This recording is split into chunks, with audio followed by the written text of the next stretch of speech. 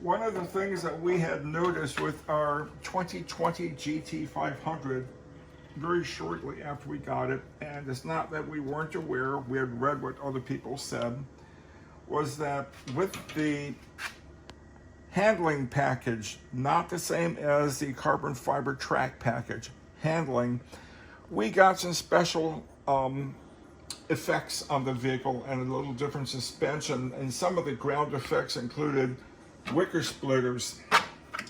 And then down along here on the side, we have some other very cool looking aero pieces. But there had been a gap.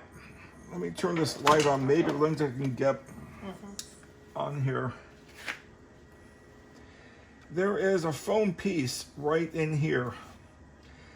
And we put that in because we had taken note that as we were told would happen, little pebbles and pieces of road grime and dirt would get between the body and the outside piece here, and we get pebbles all up inside here. Didn't hurt anything really, you know, but it just looked a little unusual having such a nice car with little pieces of road grime and dirt and pebbles up there. So we got something from JLT.com called a rock blocker. Very clever little unit, very inexpensive. It was nothing but a foam insert that was cut to fit inside here with some self-adhesive on one piece of it so it would hold it in place. And it does just like the name implies, blocks the rocks from getting back in here. So the other day, I was looking at a couple of different posts from other friends of ours on Facebook, and someone mentioned, hey, we have a flap that we have found that really works well for these GT500s for the front. Okay, I kept reading, and he talked about how even though we don't plan to take this out when it's wet, a splash guard that would keep the tires from kicking stuff up over here. And I'm thinking, wait, no. Even though we drive it dry, these tires, they're pretty sticky. They'll pick up all kinds of stuff, and they can throw it up here on some of the painted surfaces, and I'd like to protect that with one of those mud guards or flaps. So there is a firm, and they have a website that is, let me find it, JFlaps, that's plural, jflaps.com. I can't remember how much we paid for these things. I don't really care.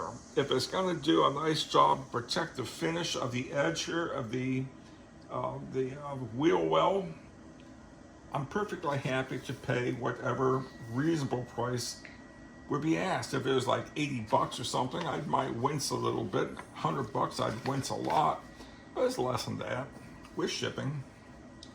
So I've already installed one on the passenger side just to make sure I knew what I was doing before I had Linda commit me to video. And there's instructions on here. One is instructions to do the splash guards, but there's a supplemental for the GT500. Just a little different because it has little different side effects. The body is a little bit wider with the panel pieces and stuff like that, kind of make it look special. But what I wanted to do was show how easy it was to put this thing together, and I do mean easy. First thing to look at is that there are 3 plastic rivets. The 2 bottom ones stay in place. It's this top one I'm interested in. So to get that off, I would like to say it's really easy, but it's going to be difficult now that I have Linda with the camera on here. There are 2 pieces to this rivet. Let me show you 2 different parts. There's a replacement rivet that comes with the kit. The original one is probably pretty well reusable, but you know what? These folks are nice enough to provide a new one. I'm going to use a new one. So there is an outer shell and there's an inner piece. And the idea is that this outer piece gets slipped into the rivet hole, and then this inner piece gets pushed in, and it expands a little piece here, keeps this from coming out. To get them off, use a little screwdriver blade and get down between this bottom piece and top piece and pry it open. And then get this out of the way, and then this whole thing is supposed to come out. We'll see. Linda ended up taking the other one off because I couldn't quite get on it good enough. Okay, so there I am, popping off the top piece of that little rivet. You got it. And I have it started. And just pull it. And now, if you take a look, I don't know how well you can see that in the camera. Let me get some white background.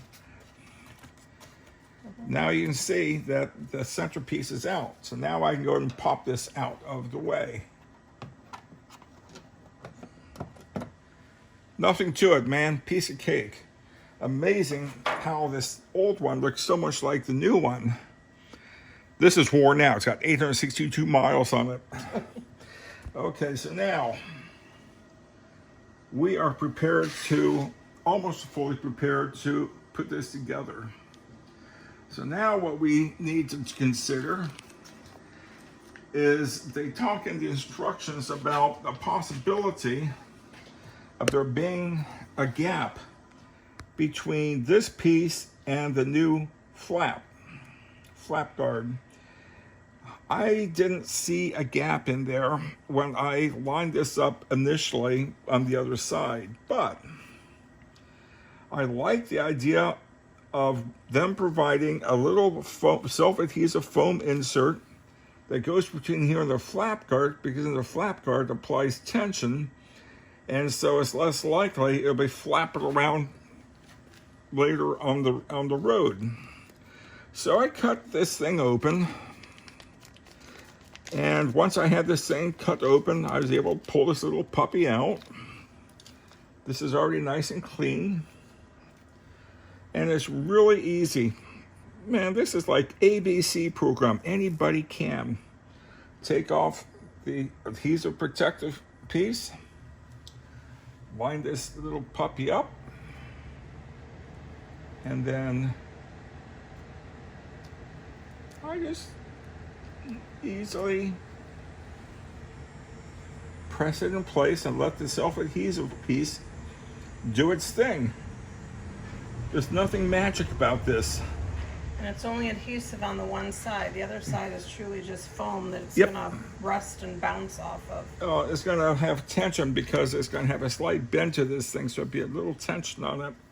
But it is really easy stuff. And show that back before you get it on there. Now here, this is the inside part of the flap.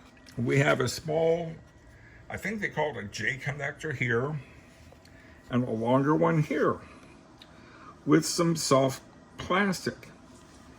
This piece is only used about a little tiny part of it, and where it goes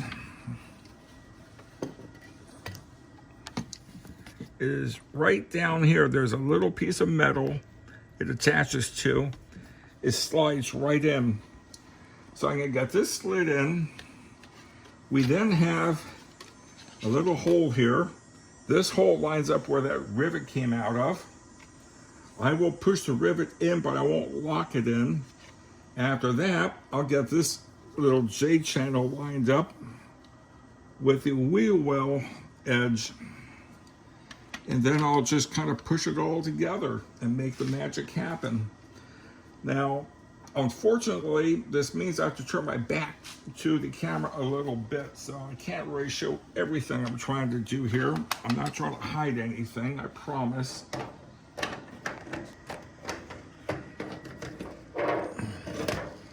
Maybe that's a better picture of where I'm going, right here. Yep. So, I'm gonna go ahead and bump the camera.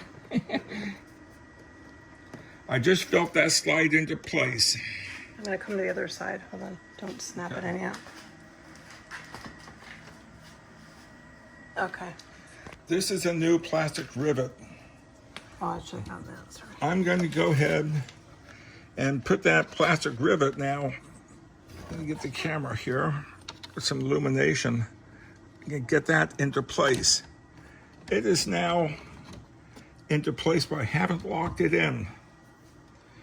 If you take a look here, you can see where I put that little foam piece and how once I put this in place, there'll be tension holding it all together, whereas without that little foam piece, it might flop around a little bit. Okay, so now I try to line up this little J groove, and I simply push it into place and let the tension of the J groove hold on to the wheel well edge here. That looks pretty good. And so now I'm going to come over here and simply push in the center piece. We're done.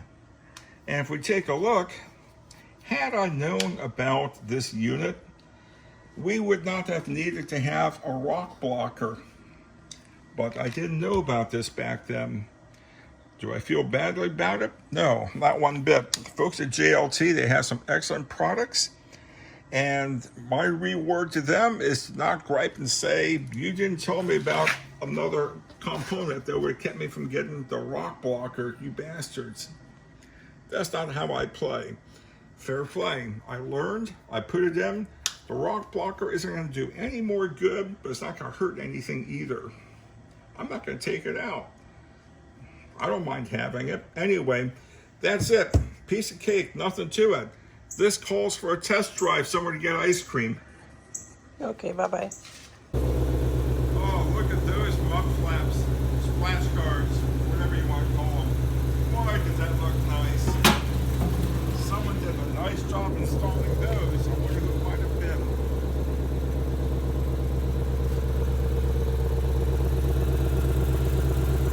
Nice. Okay. Look at the other side.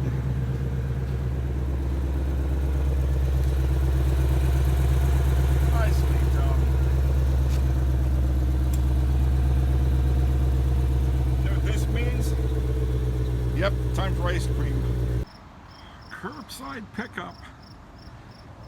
Colby's. Where the heck are we? Well, we had to go for a test drive to check out these flaps. Passenger side still in place.